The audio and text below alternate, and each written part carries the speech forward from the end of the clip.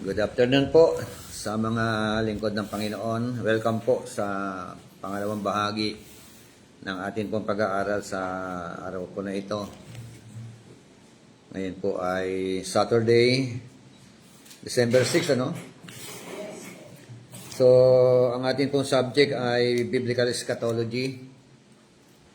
Revelation chapter 11 na po ang ating pong pag-usapan. So, bago po ang lahat ng yan, tayo muna yung manalangin.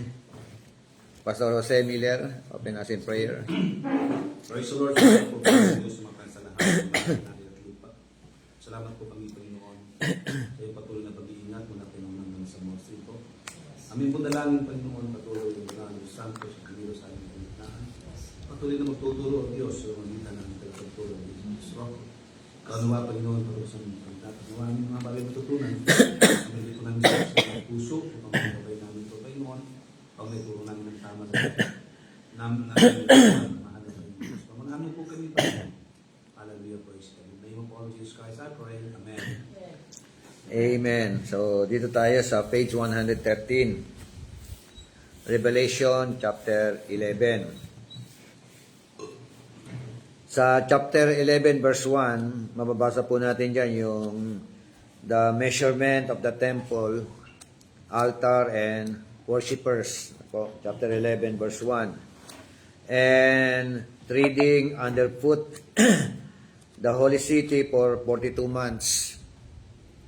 Na ang equivalent ng 42 months, 3.5 years.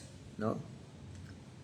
So, ibig sabihin, yun nga yung time or times and half time. So that the whole will be given over to desolation. So yun pa rin ang kanyang chapter 11. Basa nga po 11:1 ng Book of Revelation. At binigyan ko rin isang tabunan ng isang panukat. At may isang nagsabi, magtingin ka at sukatin mong templo ng Diyos, ang bana at ang mga sumasamba doon.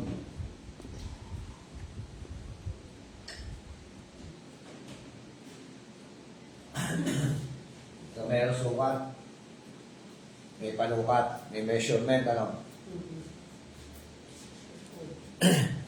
At ang sinukat daw, alin na sinukat?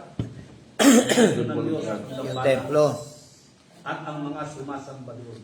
Pati mga sumasamba, Sino yung sumasamba doon sa templo? Walang binanggit siya, basta din sumasamba lang. Oo nga. So, tingnan natin sa Luke 21:24, ayon sa kanyang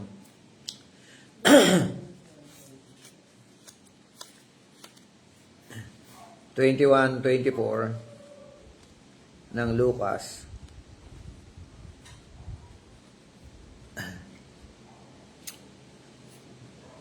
Sabi ko dito sa 21:24, mamamatay sila sa taba at ang iba'y dadaliting dihan sa lahat ng bansa. Ang Jerusalem ay yuyukrakan ng mga hentil hanggang sa matapos ang panahong pinakda sa kanila. Okay, so sabi nga, these two corresponds to our Lord's word stated in Luke 21:24. Na sabi ron, Jerusalem shall be trodden down of the Gentiles until the times of the Gentiles be fulfilled. So, from the analogy of the language of Daniel, the times of the Gentiles stated in Luke 21:24 in agreement with the Septuagint version of Daniel 7:25 and 11:7 are the time or times and a half time during which the destructive siege was to continue. During this time, or same time, sequence the two witnesses prophecy within the doomed city in Daniel chapter 12 verse 1, verse 5 hanggang 7. So, basa nga muna yung Daniel 7:25 and 11:7.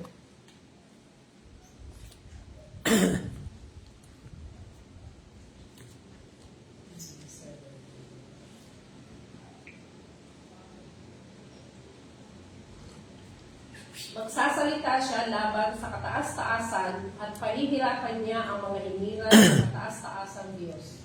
Tatatpain niyang baguhin ang kautusan at mga takdang kapanahunan. Ang maningirang ng Diyos ay ipapailalim sa kanyang kapangyarihan sa loob ng 3 taon at kalahati. Okay, so may mga pagbanggit ng panahon, 3 taon at kalahati. At sa sumunod na paragraph, sabi nga pakibasa nga. Anybody? Saan po? Next paragraph dito. But who or what are we to understand these 2 witnesses to be? One commentator says, the allusion to Zechariah 4 may suggest that these were 2 notable persons who alone remained in the city after the Christians fled.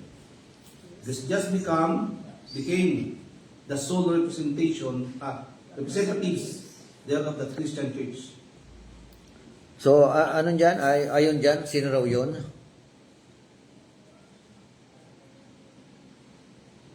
In connection to the allusion to Zechariah chapter 4, ano?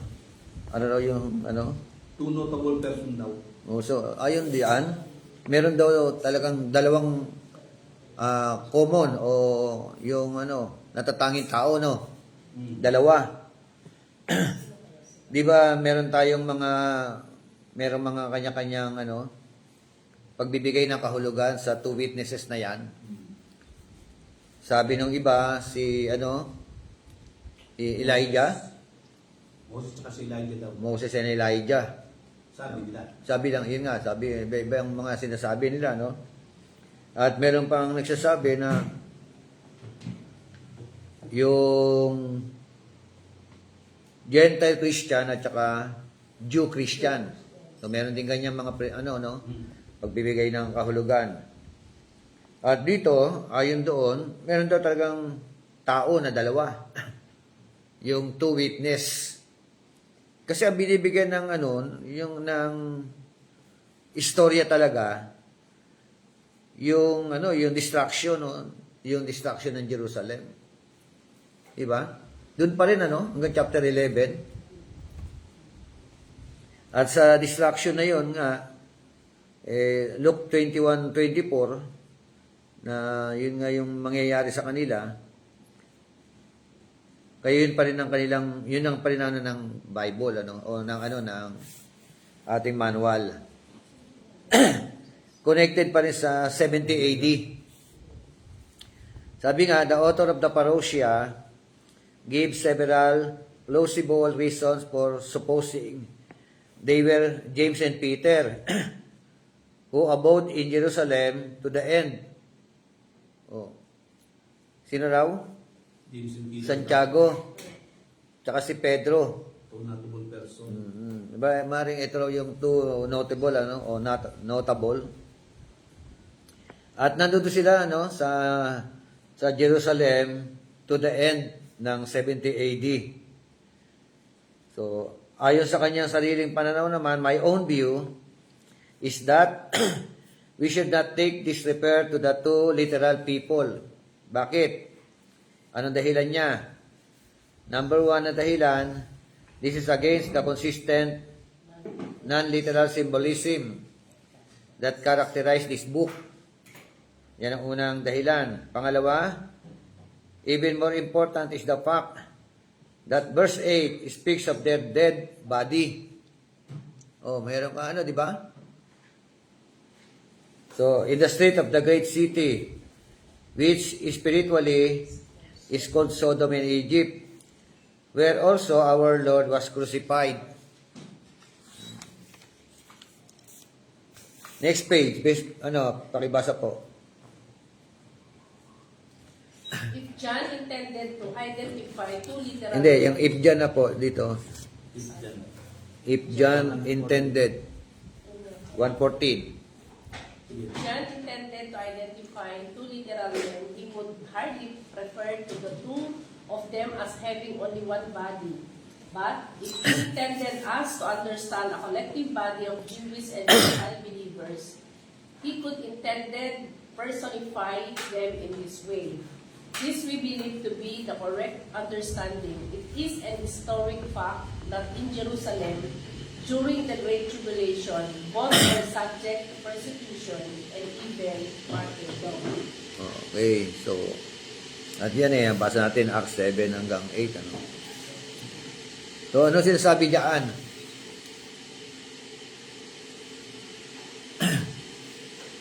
Ano yung mensaheng ipinapabati diyan?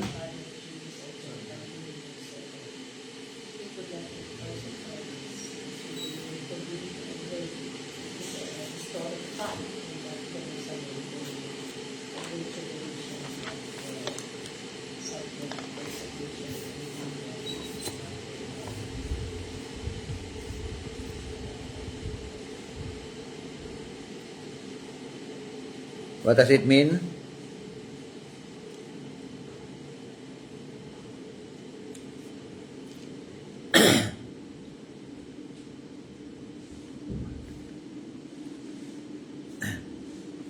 Maski si Jan, hirapan siyang mag-identify dun sa dalawang mga tao. So sabi nga kung si Juan daw yung author ng Book of Revelation, intended to identify yung dalawang literal na tao na ito, ano raw? Having only one body. So he would refer to the two of them as having only one body.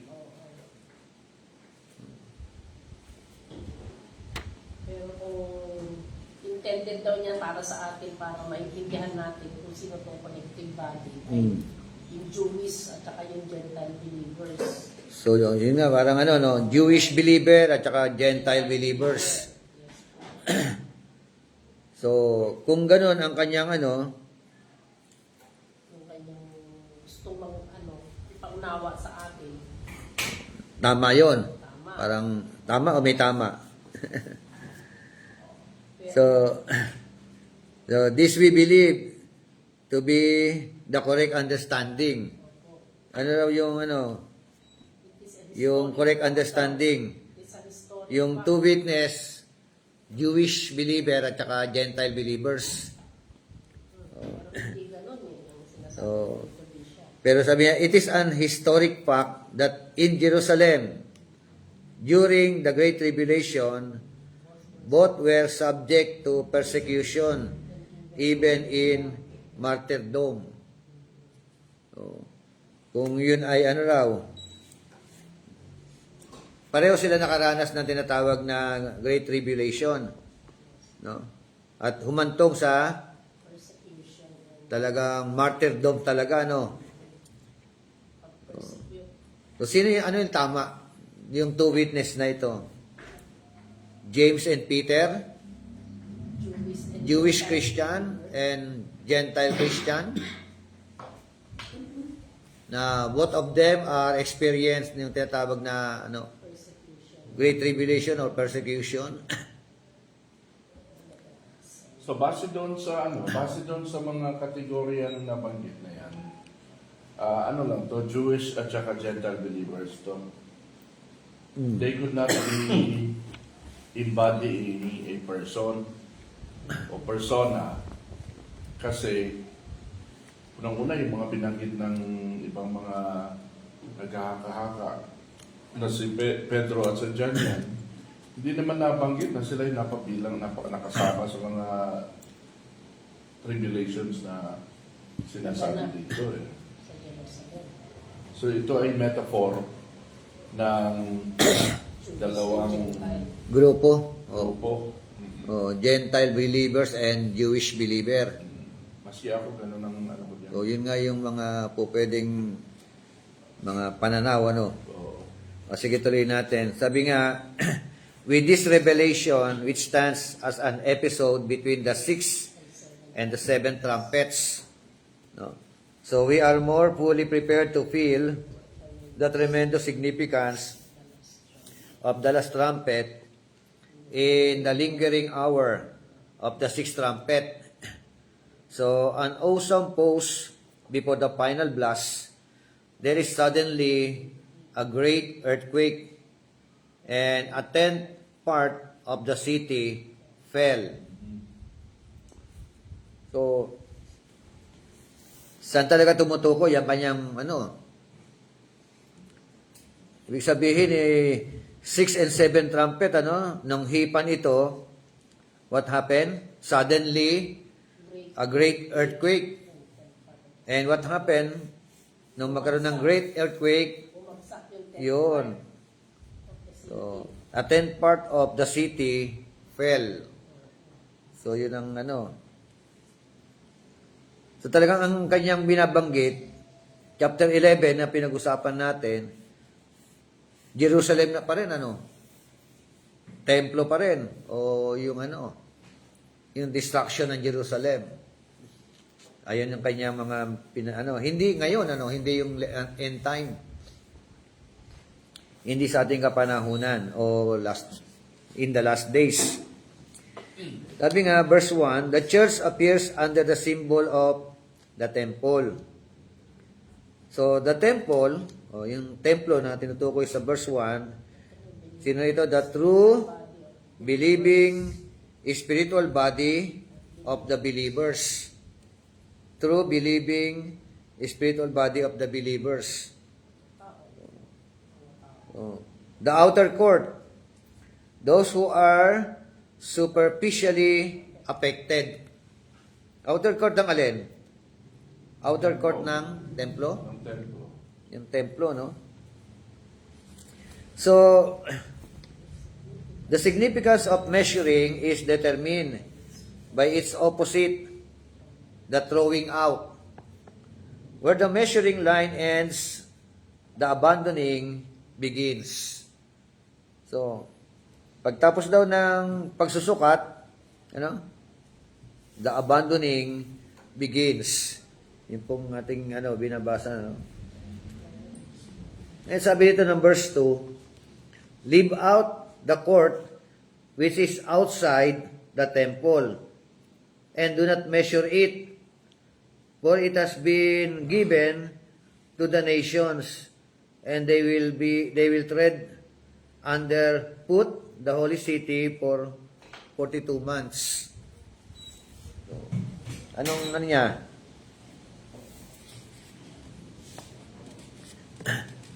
Ano lang mangyayari?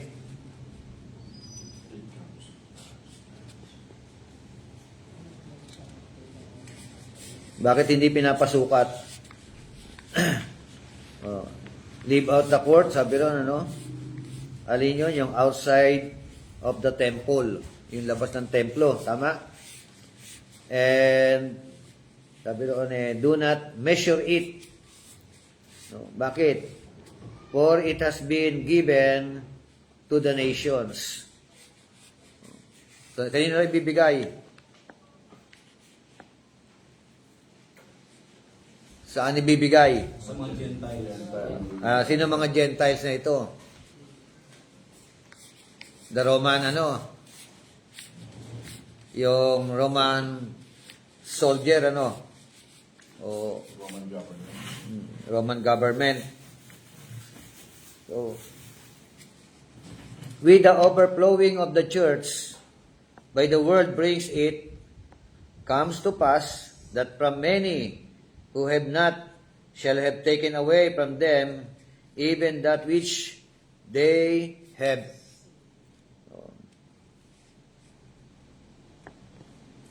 Pakibasa nga yung huling paragraph ng 114. Read, for example, what Eusebius says at the beginning of his 8th book on the Diocletian persecution. A serious degeneracy in the Christian church preceded it. Many were shaken by it, many were made shipwreck. Yet true believers remained steadfast, and the church was built up. So, meron siya ba panahon daw ng Diocletian persecution, merong serious degeneracy. Pag sabi serious degeneracy, in the Christian church? Nag-decline. May mga... Kumonte, Oh. karoon ng ng shaking, ng persecution. So, ang sabi niya dito, many were shaken by it, and many were shipwrecked. Yet true believers remain steadfast. So, yung talagang solid ang pananampalataya ay nanatili. Pero yung mga hindi, na-shaken, Yung mga yung mga half-half yung paniniwala, totoong mananampalataya, ano? sila lang yung naging and the church was built up. Oh, sabi nga, this is the first main point. Ano yon? The church will not be utterly destroyed. So, naapektuhan lang. Itohan yung half-half ang pananampalataya. Pero Oo. yung talagang true believers, nanatili sila. Ano naapektuhan? Literal doon sa temple daw. Outer, ano? Yung siguro, Bishop, yung pananampalataya ng mga tao na na-shaken. Okay, next page, 115. Oh. Second Sorry, major basa. point is that even in times of most profound darkness, etc., the witnessing office and the possession of the gifts of the Spirit will still be perpetuated in her. Oh. So, tuloy po hanggang dito. Hanggang pinaka, bago mag verse 5 and 6.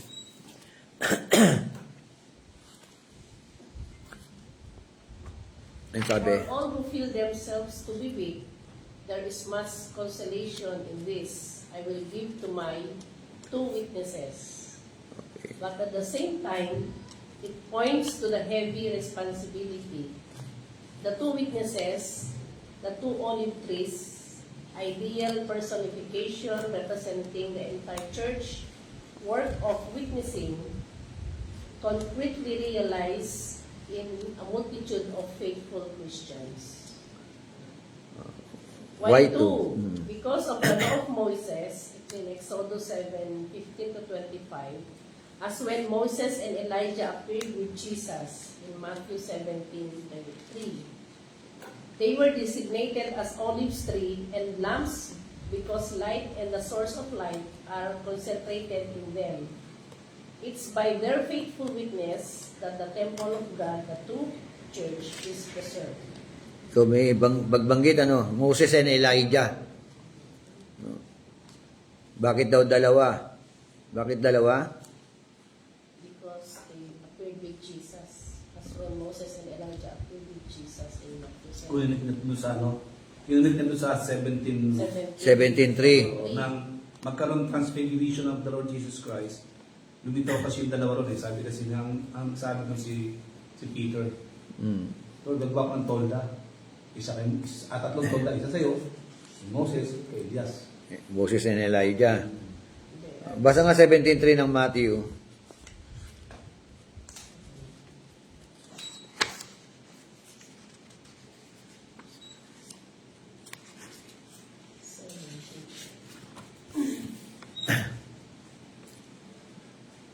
Nakita na lamang ng tatlong alagad sina Moses at Elias na nakikipag-usap kay Jesus.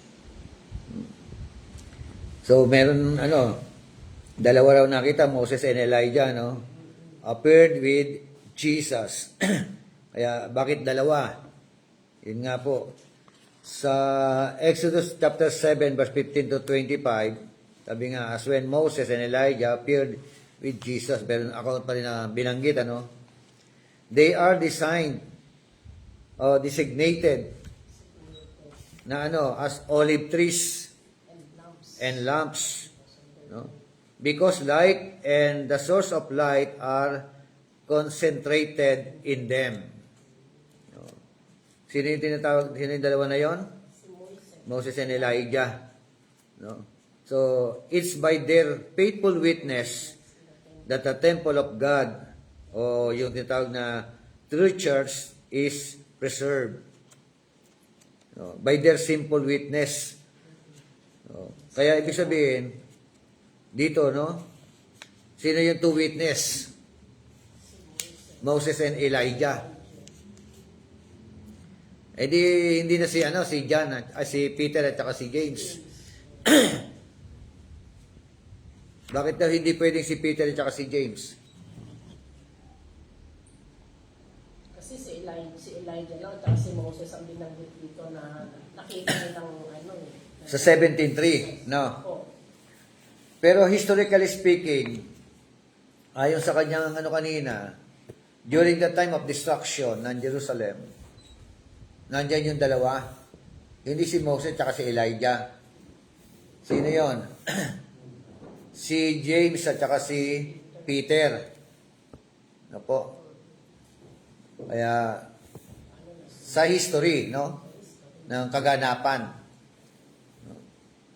At kanina, meron din pagbanggit sa dalawang witness, the Jew Christian and the Gentile Christian. Bishop, clarification lang. Oh. Kasi sa Book of Revelation, chapter 11, yung two witnesses kasi na sinasabi ng book. Uh-huh. Kung ito man ay meron kasing pagbanggit, dalawa eh. Oh. No? Two witness. Pero ang sabi rito, itong dalawang two witnesses na ito, meron isang trabaho eh. Ano ba yun? Ito, verse 3. At may ipagkalagpo sa aking dalawang saksi. Verse 3, verse 3. At sila'y makisagbulang 1,260 araw na naramtan magaspang na kayo. So may trabaho eh, yung pagsigaw nito eh. Sa verse 3. Sabi, itong dalawang ito, kung si Moses man ito, They prophesy. Oh, I will grant authority to my two witnesses, di ba? Witnesses. Anong gagawin na? They will prophesy. Kailan? For 1,260 days. 1,060 days. Tapos, kaya naman sinabi ito si Moses, kaya lumitaw na si Moses at si Elias, sa verse 5. Ang sabi, at kung nasay ng sino mas late pahamak ng apoy ay lumalabas sa kanilang bibig. Eh si Elias lang naman yung gumawa nun. At lumalamon sa kanilang makahaway. At kung nasay ng sino man as late pahamak sa kailangan sa matay ditong paraan. Sabi ron. Tapos verse 6, at ito ay may kapangyarihan magsara ng langit, si Elias pa rin, upang huwag umulan sa lutong araw ng kanilang bula. At may kapangyarihan sila sa matubig na maging dugo at mapahirapan ang lupa ng bawat salo sa tuwing kanilang nasahin. So, yun lang may dalawang propeta lang. Moses and Elijah. Moses and Elijah lang. 5 and 6. Kaya lumalabas si Elias at saka si Moses. Tapos kinulit ng auto doon sa Matthew 7:3. Matthew 7:17. So ito Bishop yung ano eh. Yung ano dito sa medyo pa Kaya questionable kasi mangugula pa to ng 1,260 days. Magpa-prophesy. Prophesy pa to. Sabihin, tatrabaho pa to eh. Oh. Eh si Elias naman, tsaka si Moses, doon nagpakita. Hindi naman nangaral eh, nagpakita lang. Pinakita lang kasama ang Panginoon. Tapos ito namang si James. Si James, si Peter, nangaral sila. Pero hindi naman umabot ba naman 1,260 days. 3.5 years yun, parang gano'n. 3.5 years ang equivalent kasi. If literal yun. If spiritual, I don't know how. Kasi 3.5 years lang naman doon eh.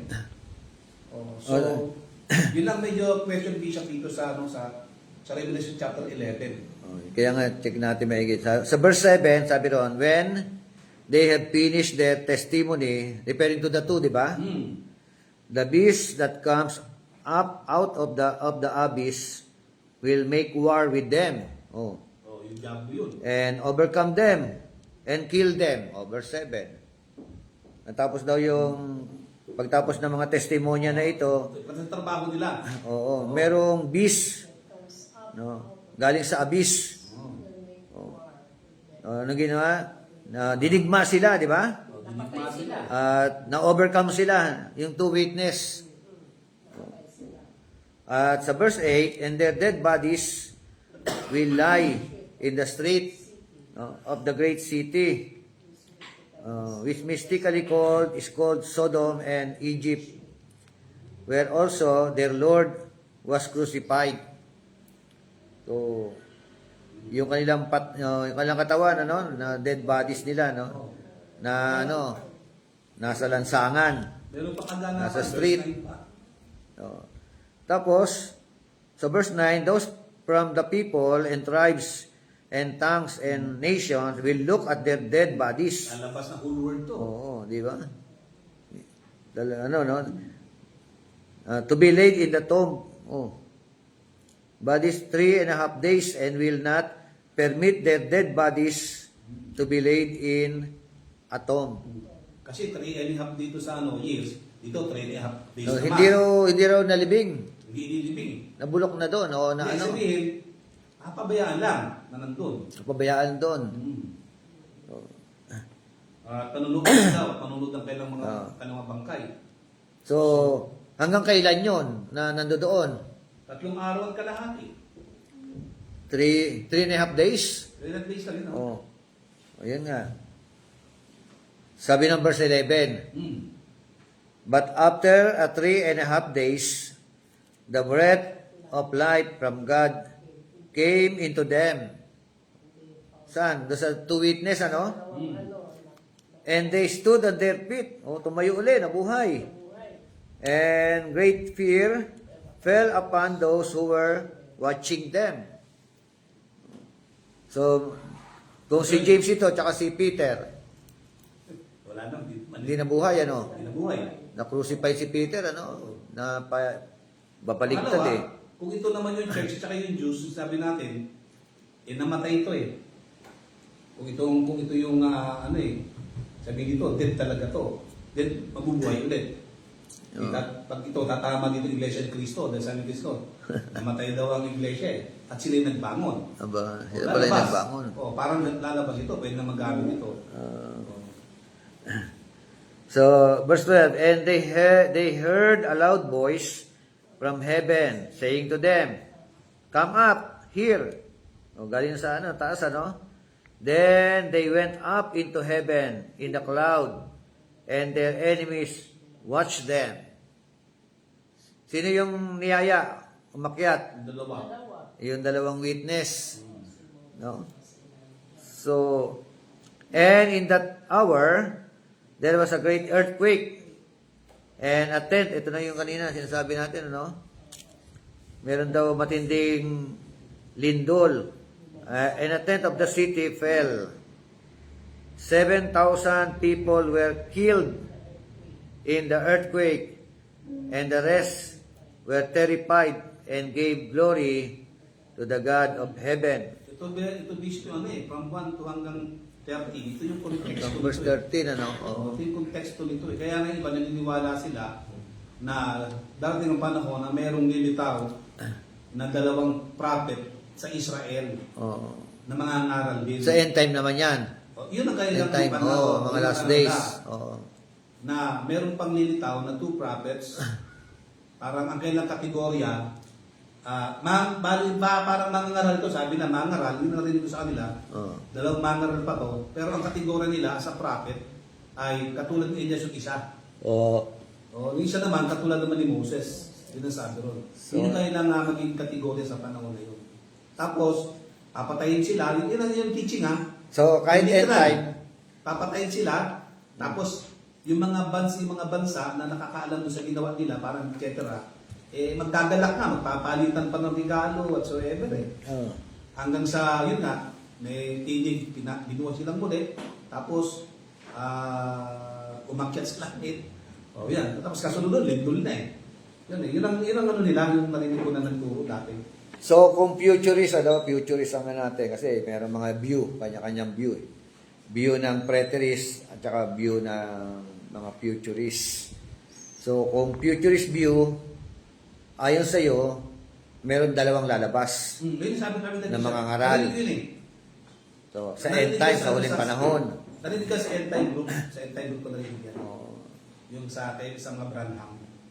So meron din bang view na yung 2 mga ngaral na yan sa mga futurist si Elijah mismo at saka si Moses ang mga ngaral. Ang sabi nila Bishop, yung kategorya lang nila. Actually, hindi naman talaga yung si Moses talaga. Parang same anointing. Same Parang anointing. parang pagkakilanlan ba? Not literal, hindi literal na Moses at saka Elijah. Hindi. Yun ang sabi nila, hindi literal. Pero mostly iba naman, literal na parang, kasi si Moses daw, parang ni-rapture eh. Si Elias ganun din eh. Oo. Parang, So, siyempre, alam mo ibig yung sabihin mga, eh, oo. hindi pa sila hindi pa raw patay si Moses. Sila raw yung token thing na nandun. Sabi nila. Kung sila yon, dito sila mamamatay. Parang gano'n. Yun ang ano nila, Bishop, yun ang kailan kasi nga. Parang yun ang view nila eh. Kasi ang lahat ng tao kailan mamatay. Oo. Yun ang ano, yun ang parang ano nila eh. Yun ang kanila pagbibigay ng kahulugan, ibig Oo. sabihin. Yun yung kailang pananaw. Yun yung kailang ano sa Salmo pa President chapter 8. So sa preteris, hindi siya si Moses at saka si Elijah. Hindi lang, hindi ko alam, Bishop, sa preteris. Sa preteris, ano yan, si James at saka si John, ay si Peter. Hindi. No, yan, binanggit natin kanina. Hindi, ang ano kasi ito nung itong kung susundan natin Eh, ito, may tutukoy pa siyang dalawang Two witnesses. Hindi, yung Gentiles at saka Jews. Gentile Christian and Jew Christian. Dalawa yung view niya eh. Kaya nga, alit kaya dyan yung ano. Ulit kayo. Tapos lalabas pa yung isa, yung futurist, yung tatlo na. Oo nga eh. So, Ito vision talaga na gusto ko talaga iyakan. ako first time na ano ko, yung si James at saka si Peter, sabi, di ba kanina. Historically, sila yung two witness during the time of Jerusalem destruction, nandiyan si Peter at saka si James. Oh, Bishop, pero ang question lang kasi natin, maging question lang doon, nangaral pa to ng 1,200 days eh. Oo nga, Nag-witness nagprophesy pa. Oo. Tapos yun, siyempre, yung kanang pangangaral, umabot yung Ano, literal ba o 1,200 days, ano? 3.5 years. 300 Kung ano, years. nangaral. Kung literal sa 300 years, sa 300 years na yun, sabihin yung the whole world, nalaman yun. Sabi, napahirap na sa buong mundo na sinabi doon eh. Tapos nung mamatay sila, mga wikat mga bansa, nagpalitan pa ng regalo. Kasi napanood nila eh. Oh. Kung Dito ba may natin- exchange gift ba rito? May exchange gift? Oh, meron Bishop. Meron. Parang Christmas eh. Dito At yung kasayahan biblical nila eh. pala exchange At gift. saka Bishop, isa sa question dyan, ang sinabi kasi niya, at panunuorin siya ng mga bansa eh. Oo. Oh. Sa verse ano na, 14, ano? Mm. Yung So kasi pag sabing panunuorin, lalabas siya na parang yan, television eh. Parang ganun eh. Kung panunuorin, kasi lahat ng mga bansa eh. Sige, balikan natin. Yung verse 5 at saka verse 6, sabi doon, these have the power to shut up the sky so that rain will not fall during the days of their prophesying.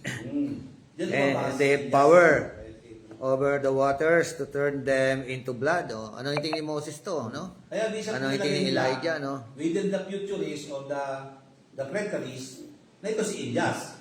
At saka si Moses. Kasi sila naman yung may category na gano'n eh. Na pag ito eh. Okay, tuloy natin. Dito sa manual.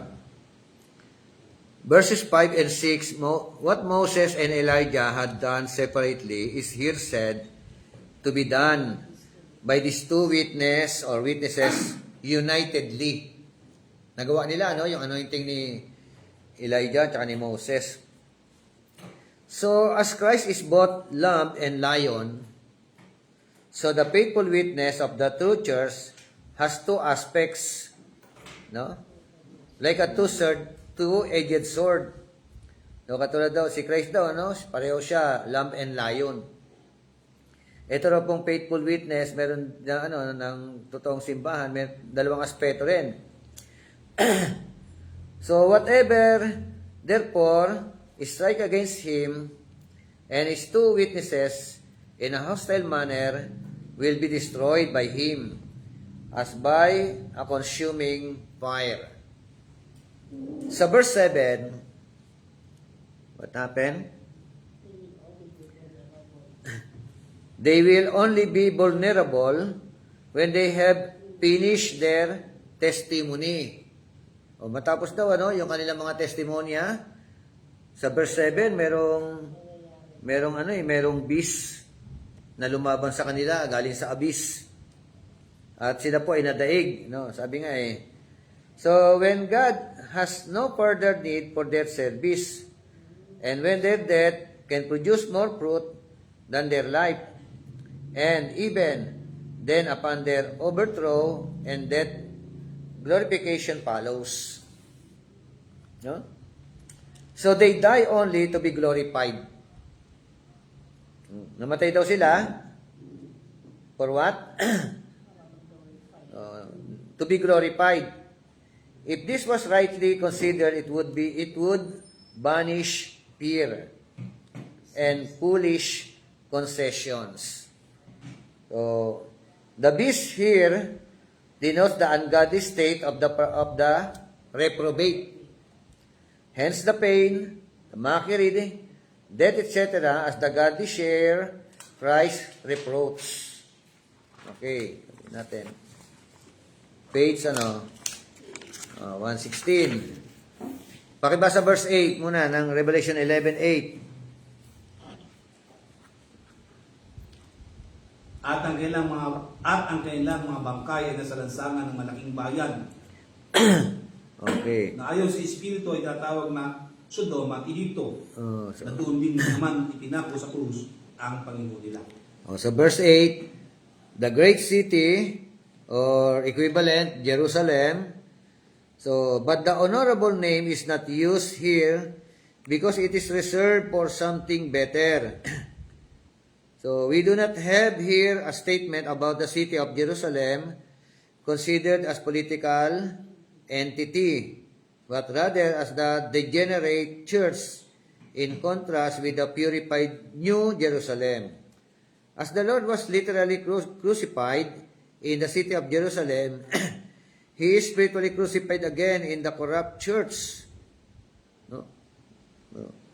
Kung siya ay literal daw, no, na crucified sa city of Jerusalem, meron daw tinatawag na spiritually crucified again. To whom? Doon sa corrupt na mga churches o church. Tingnan, Hebrews 6:4-8. Ano sabi na Hebrews 6:4-8?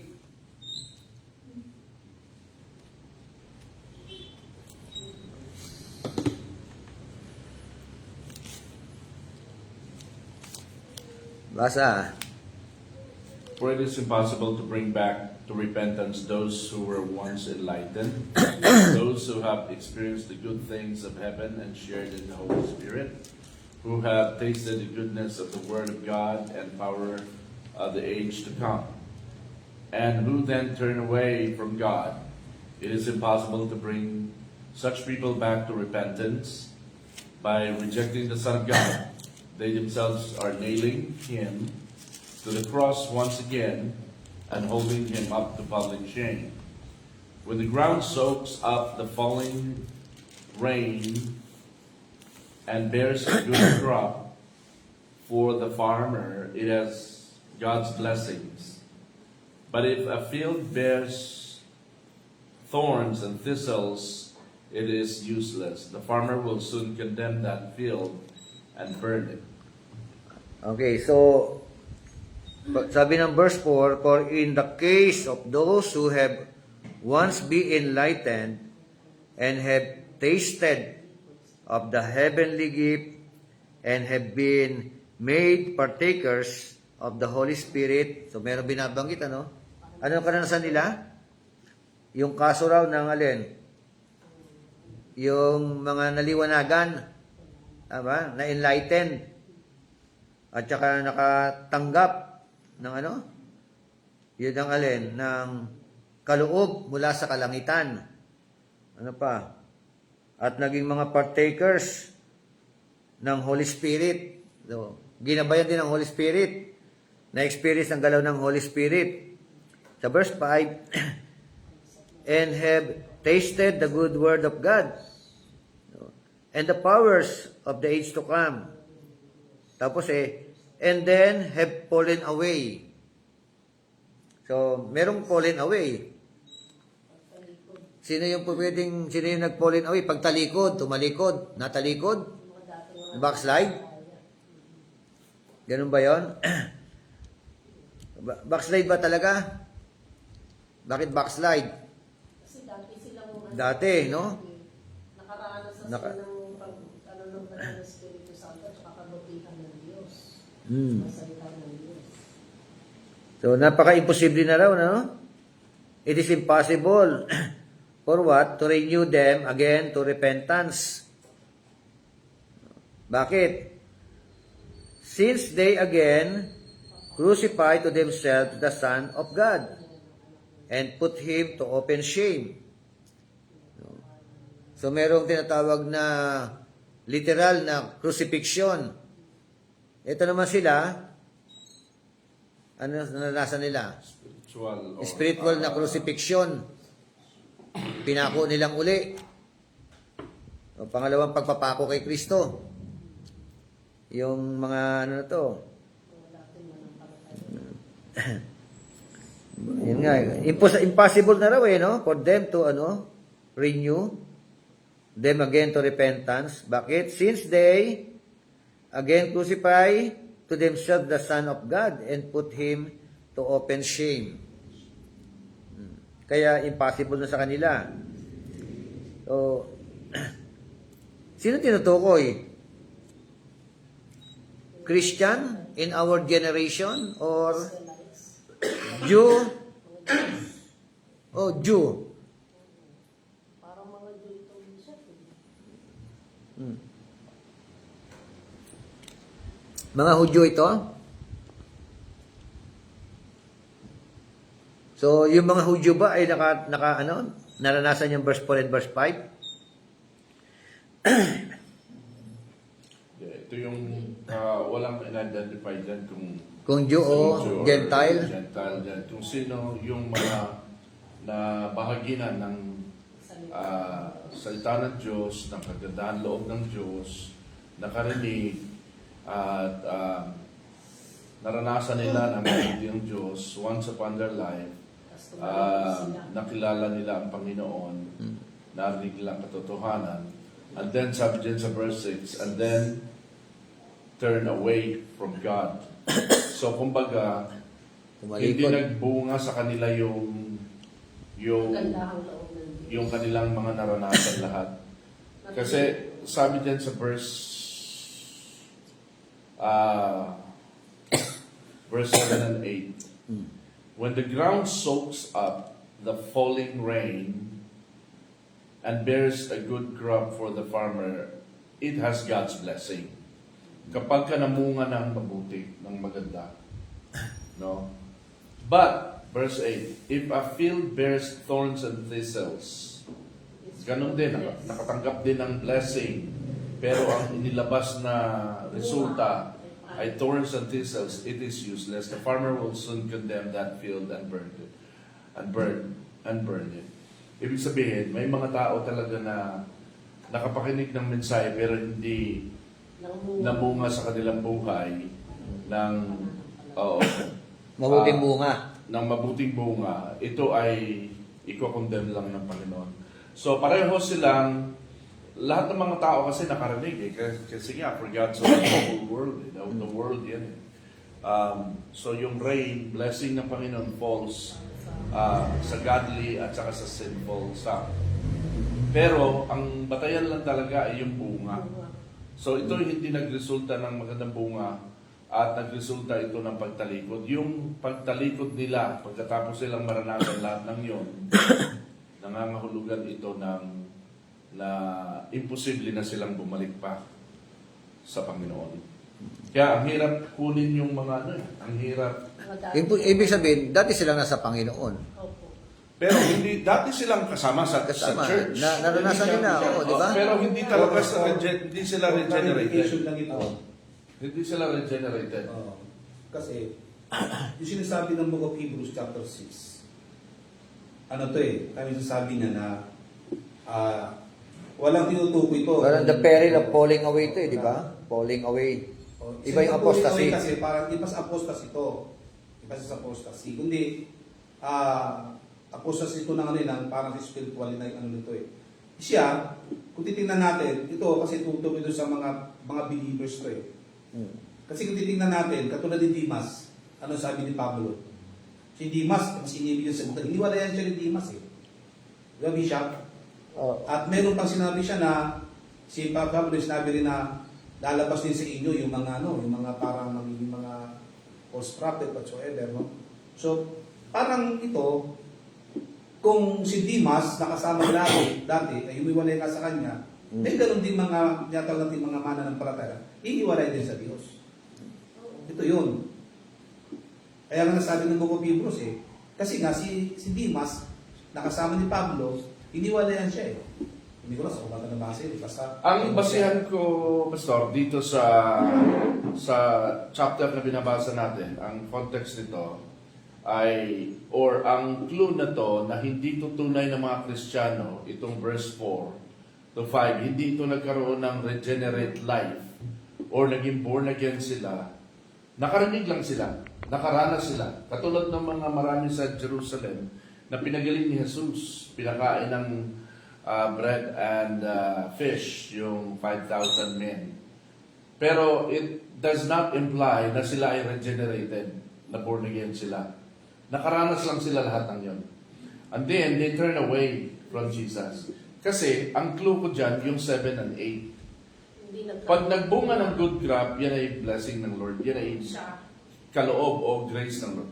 Pero yung verse 8, but if a field bears thorns and thistles, kung lahat, after all has been said and done by God to these people, and then they turn away, ibig sabihin, ang bunga sa kanila nung minensahe ng Panginoon ay hindi yung bunga ng Panginoon, kundi thorns and thistles, kundi walang ibinungang mabuti, sila ay susunugin. Hindi nagkaroon sila ng seed na nagbunga sa kanila ng lifestyle of becoming like Christ o Christ-like. Kasi doon tayo predestined to become like the Son of God. Ngayon, hindi ito instead, nung lumabas yung bunga, lumabas na thorns and thistles, so ibig sabihin, they were never at all in the beginning, after hearing everything, experiencing the Holy Spirit, the goodness of the Word of God, ganito ang nangyari. Ibig sabihin, hindi talaga sila nagkaroon ng regenerated life.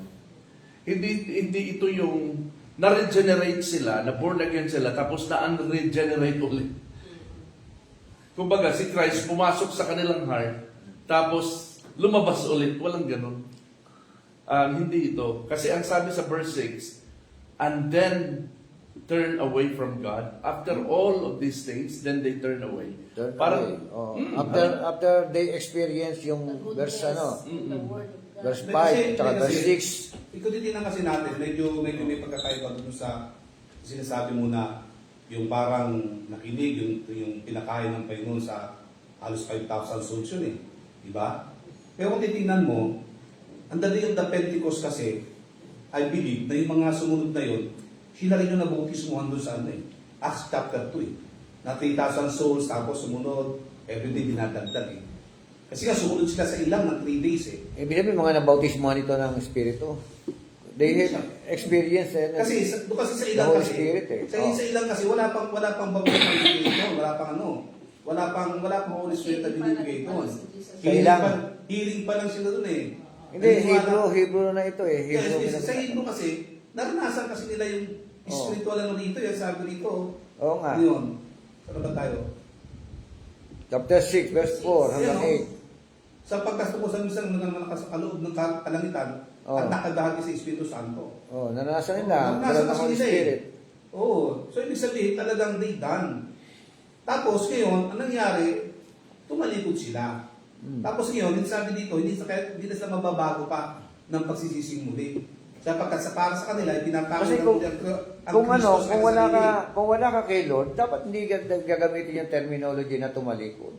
Oo, kasi at the beginning, hindi ka talaga para sa kanya. Hindi Diba? ka talaga, nakapakinig ka lang pero hindi Bakit ka sinabi tumalikod? Ibig sabihin, tumalikod kasi ibig sabihin, kaharap ka dati, parang Oo. ano ka dati talagang Ang pagtalit ko si turn away yun eh. Oo nga, turn away. Turn away yun. Ang isang titingnan din natin kasi dito, ang mga writers ng books of the Bible, hindi naman natin sila masasabing katulad sila ng Panginoon Diyos na they themselves can determine who's who talaga yung mga tunay na mga mananampalataya. Kaya nga, ang batayan lang nila yung external na mga manifestations. Halimbawa, katulad nito. Para medyo lumalatan sa topic yata ako tayo napunta dyan eh. Ano to eh? Oh, Nasa ano tayo, nasa eschatology tayo na ano sa tayo? Kaya nga, lumalayo talaga tayo. Oh. Kasi, Iba naman yan eh. pero ang gusto ko lang i-point out dito, parang sinasabi kasi natin, na ang salvation nawawala.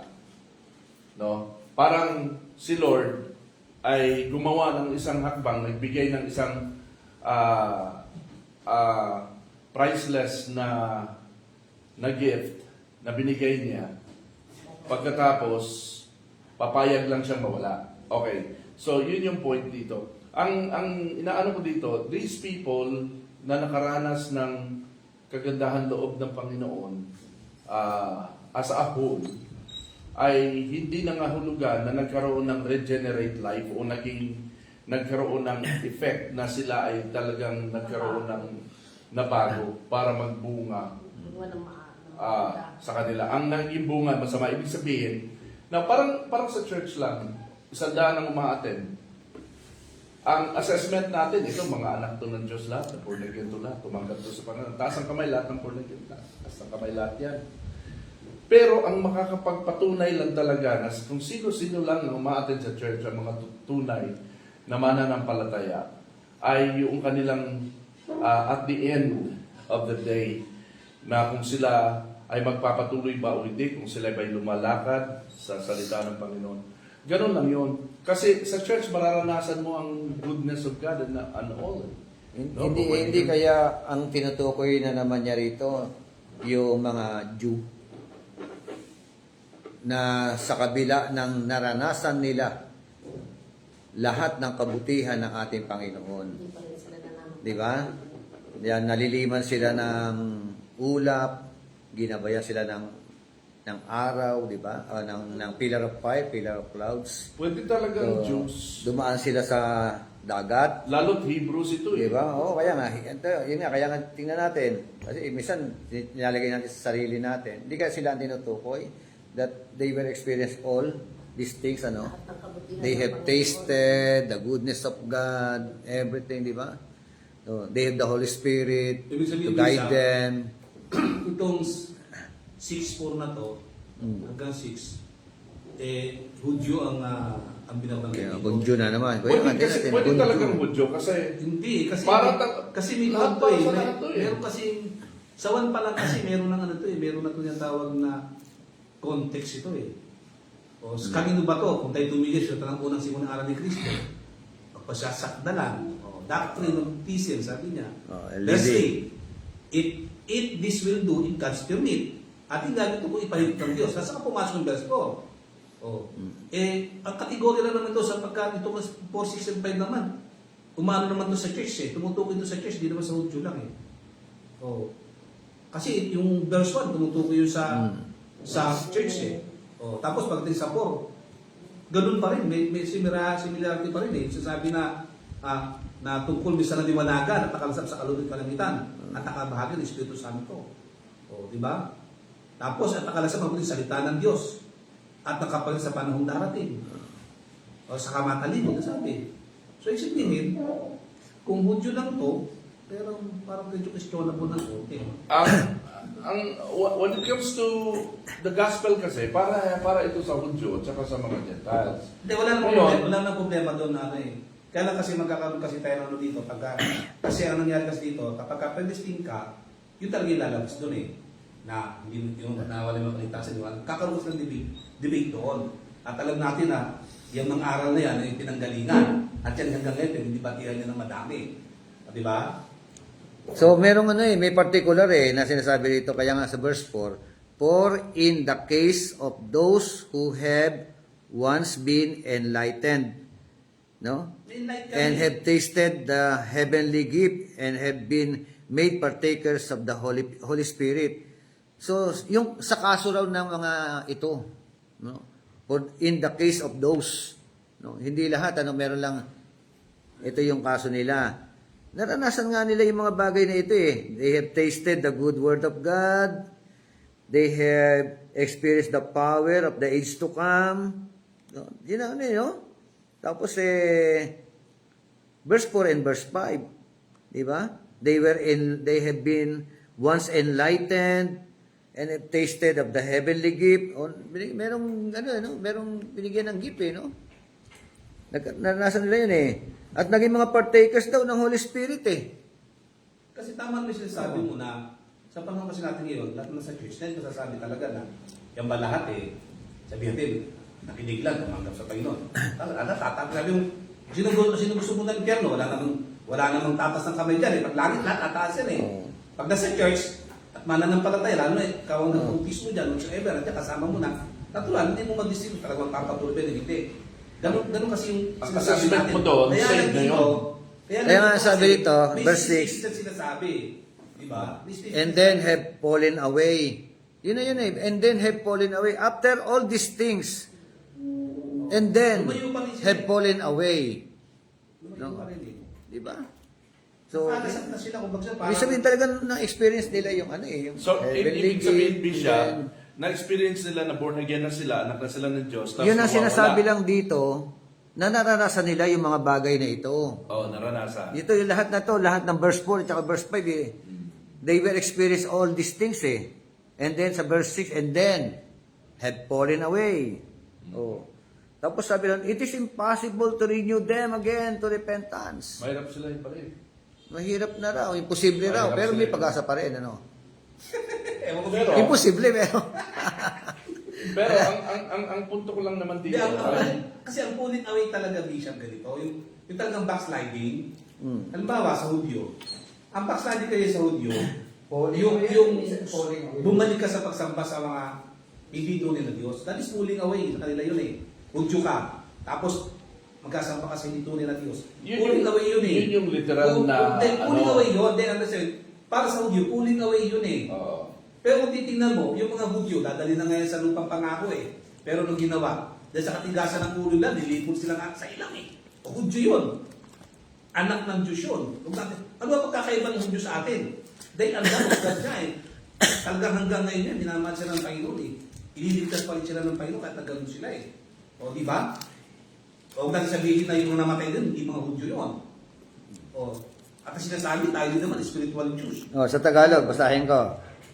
Verse 4, chapter 6, sapagkat paano pang panunumbalikin upang magsisi ang mga tumalikod na sa kanilang pananampalataya. Ibig sabihin, tumalikod, dati yung sumasampalataya talaga. Mayroong pananampalataya talaga. Bishop, may kulang pa rin dyan. Sumampalataya lang. Oh, sumunod. Pangalawa, dati naliwanagan na sila. Oh. Naliwanagan na. Di ba? Tapos bukod doon, nakalasap ng makalangit na kaloob. Oh, meron pang mga spiritual gifts, ano? Binigay sa kanila, naranasan nila yon. At naging kabilang sa mga tumanggap ng Espiritu Santo. O, baka nabautismohan pa ito. Kabilang daw, tumanggap ng Espiritu Santo. Tumanggap na. Bukod sa di ba?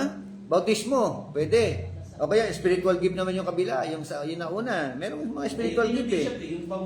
Tapos sa verse 5, nakalasap na rin sila ng kabutihan ng salita ng Diyos. Oh. Nalasap daw nila yun. Ano yung kabutihan ng salita ng Diyos? At nakadama ng kapangyarihan ng Diyos. Nalubosang mahahayag sa panahong darating. O naranasan nila. Parang yan di siya, parang si Dimas nga yan eh. Yung kasama ni Pablo, sabi ni Pablo, kaulin mo si Marcos sapagkat iniwan ako ni Dimas, mas inibig niya ang sanlibutan. Sabi ng ganun eh. Tapos sabi ng verse 6, kapag sila'y tumalikod at pagkatapos malasap ang lahat ng ito, no, ito yung muna verse 4 at verse 5, hindi na sila maaaring panumbalikin upang magsisi, sapagkat muli nilang ipinapako sa krus at inilalantad sa kahihiyan ng anak ng Diyos. So, kapag sila'y tumalikod, bakit sinabing kapag sila'y tumalikod? May tendency na tumalikod. May possibility na tumalikod. Ayun ang sabi ng Eh, Bishop. sabi ng Bible, hindi naman ta. Kapag sila'y tumalikod. Dati nakaharap. Oh, dati, dati na nakalasan, nalanasan lahat yun. Imposible na raw sa kanila. Kaya nga Bishop ano yan eh. Kasi kung patay na sa pedestal, lalabas na yung seal spray niya. Tatama yun. Pero kung hindi ka pedestal naman, kung iniwala ka na yung kaligtasan ng Panginoon na binibigay sa'yo, hindi nawawala. Tao lang yung nawawala sa kaligtasan. Oh, Oh. tao nawawala sa Tao nawawala kaligtasan. sa kaligtasan. Kung bagsa, binigyan ka ito, tinatap ko. Tapos yun, binaliwala ko yan, parang ganun. Iniwan ko ulit. Oh, hindi naman tayo siguro kukulitin ni Lord pag gano'n. Kaya sa pedestal kasi medyo iba yung kailangan ano kasi. Sige, balikan na lang natin. Tuloy natin ta. So, the degenerate church, sino raw yun? Jewish nation at that time, talagang ano eh, the degenerate Jewish, kills the witnesses as formerly it had part in killing our Lord. Pinatay nila, ano? Sino yung unang example? Si Stephen, ano? Sa Acts 7:54.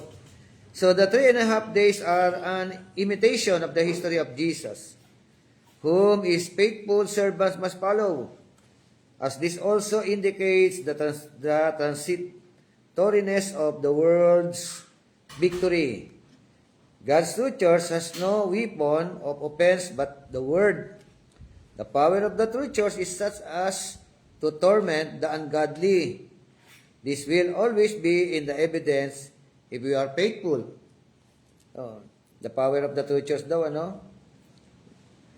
Verse 11 and 12 ng Revelation, chapter 11, the form in which the triumph of the two witnesses is described. After apparent defeat is again taken from our Lord's history. No? What happened? Ascent to heaven, followed crucifixion.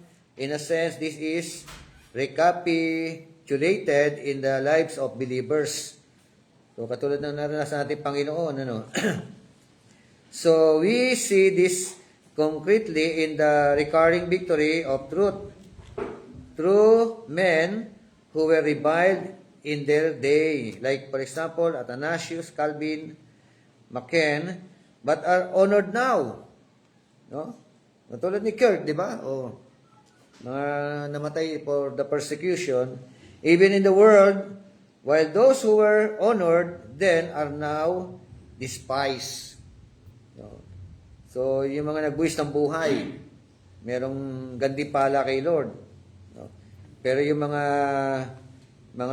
kinikilala ngayon na mga pasaway naman, bandang huli paparusahan. Verse 13, it is the great privilege of the church that while she may be chastened, she is not given over to death. Church pinag-usapan. Diba? Great privilege daw ng alin? Ng church. No, bagamat, yun nga, yung two witness namatay, pero nabuhay na maguli, di ba? Binuhay uli. However, frightful this time may be. The result is that here, true members always give glory to God. No? Yet, there are heavy judgment not only on the world, but on the visible church also. And this brings the spirit of repentance. Okay? Pakibasa, page 17. Kayo naman. 1, only 3. Through Israel from which the false faith is excluded and into which believers of all nations are grafted. Romans 11:17. Tuloy. The position of two witnesses become incomprehensible unless, verse 1 and 2, are referred to the Christian church because they are equally hated by the world power and by the city, which spiritually is controlled in Egypt, but also our Lord was crucified. Apostate Judaism in Jerusalem establishment. Next. Sige, tuloy. Verse 14, 15, if the prayers of the saints result in and the appearance of the angels with the seven trumpets, it can be no other than the saints who will triumph and give thanks when the work of these seven angels is complete. The Tuloy. kingdom of this world, which had been in enemy hands, are at last recovered, possessed by the Lord and His anointed. Verse 16 to 18, the same, thank the Lord that He has come. This is not by His providential government, which was always existed, by a new revelation of His glory through the church. Note the emphasis of the small, encouraging the weak and the unworthy. Verse 19, the temple is only opened after the veil is removed. Lightning, noises, thundering, and earthquakes, and great hail, symbols of judgment of the ungodly counterpart of the heavenly temple, which was the earthly temple below. This imagery, this imagery, this imagery is like the trumpet that signaled the fall of Jericho. So quickly, 11:14. These seven trumpet sounds and voices in the heavens say, the kingdom of the world was become the kingdom of our Lord and of His Christ, and shall reign forever and ever. Sa verse 15 daw. The old age has passed, the new has begun, and the heavenly host shout. Ito, basa ito. Pain? Payan of triumph. Okay, tuloy pa bisa? Okay, the blood of the souls that cried from under the altar is stated ng chapter 6 verse 10 is avenged, and prophets and saints receive their reward, stated in verse chapter 11 verse 18. Okay. So yun yung mga hanggang verse 19 itong Revelation 11, di ba? Next page, page 118. Oh. Sabi lang, the old temple disappear and the new, or the final one appears in heaven, revealing the long lost ark of the covenant, stated in verse 19 of Revelation, which is henceforth accessible to all, Jew and Gentile alike. Hindi katulad ng unang temple, exclusive for the Jew. So, indeed, all who are washed in the blood of the Lamb. So, yan po yung good news diyan, So, the last part of Revelation, chapter 12 hanggang 22, is not to be taken as describing events chronologically later in time than those described in chapter 4, verse hanggang 11. It is simply traverses the same ground again. The two parts have a relation to each other, somewhat like the dream of the great image, followed by the vision of the various beasts in the book of Daniel, or the two dreams of Pharaoh, which were interpreted as being one message by Joseph. So, meron siyang dalawang panaginip, baka at saka uhay, Pero iisa lang pala yung kahulugan. Parang sinasabi rin dito, yung 7 seals, 7 trumpets, di pa natin talakay 7 bowls, So, parang isa lang din daw ang kahulugan, So, they cover the same historical period, but view it under different aspects. Ano raw yung nako-cover? Same historical period. So, kailang historical period na ito? Parang dinidiinan niya noong 70 AD. Yun ang diin niya. Yun ang historical period. Hindi sa panahon natin o last days, Yun ang kanyang diin. So, the first part previewed the terrible vengeance of the Lamb upon his enemies, as if contemplating everything from the idea of the king who sent forth his armies and destroyed those murderers and burned their city, in the parable of Jesus in Matthew 22, verse 7. So the last part presents a vivid outline of the struggle as the church passes her first crisis and rises through persecution and danger, to triumph and glory. In other words, we see the same great catastrophe that appeared in the first part, but under different symbols and with different perspective. So, yan ang ng chapter 11. So, ano ang pinaka bottom line? Who are the two witnesses? Question mark pa rin. Walang no? Depende kung saan sila tatayo. Saan mo Kung gusto nila doon sa tumayo ka kung saan mo tayuan, Pwede. Kaya nga binanggit kanina po, pwede si James at saka si Peter, historically. O pwedeng Jew Christian and Gentile Christian. O pwedeng Moses and Elijah. Di ba, no? Kaya hindi sabihin mga kasi, may mga tanong doon 1,260 days. Kasi Hindi, nabuhay ba sila ulit? Tsaka, si James saka si Peter, hindi naman nabuhay. Hindi. Doon sa libro kasi yung pagbuhay kasi parang Kasi- yung glory. Yung glory nga. ba? Yung ano ba? Hindi kaya yung pagkabuhay later namatay sa panahon nila and then mabubuhay na maguli. No, 'di ba? Meron tayong rapture na pinaniniwala sa Di ba? Ang Ah, sa ang- akin na lang yung pinaka dyan, ito yung mga Jewish at saka non-Jewish, Jewish or Gentile believers na mga witnesses.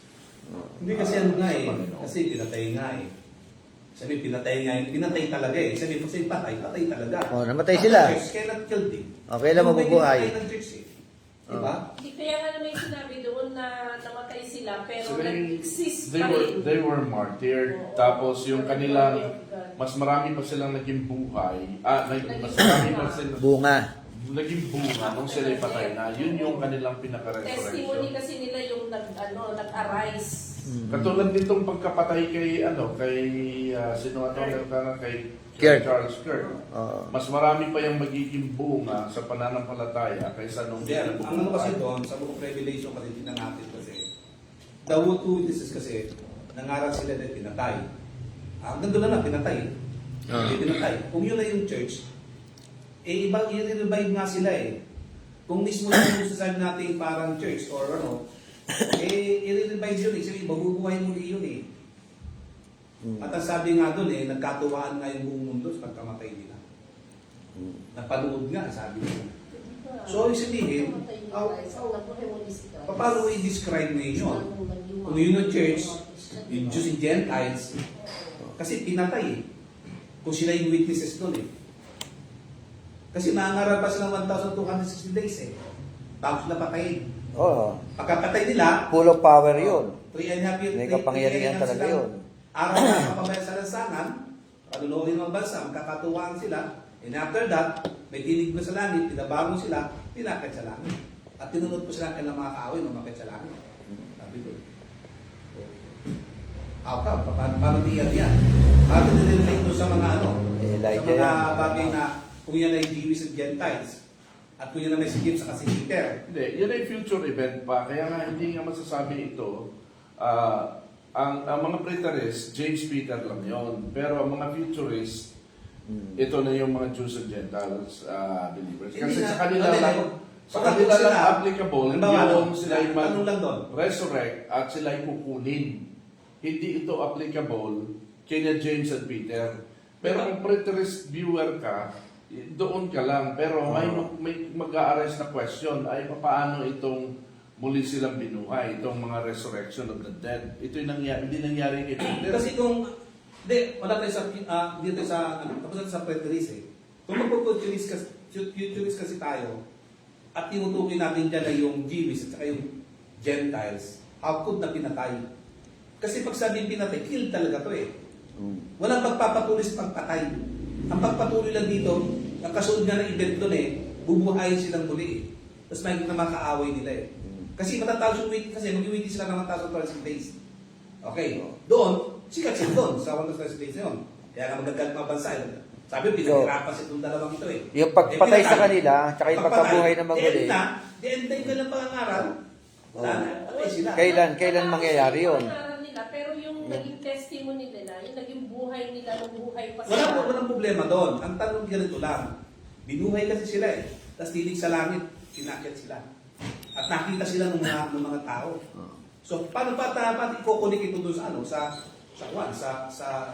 sinasabi nating Jewish at saka Gentiles? Ito na nga yung sa second coming. Ano to, symbolism ito na ang lahat ng ang church comprising the Jewish and the Gentile witnesses, pinatay sila, pinersecute, minartyr sila.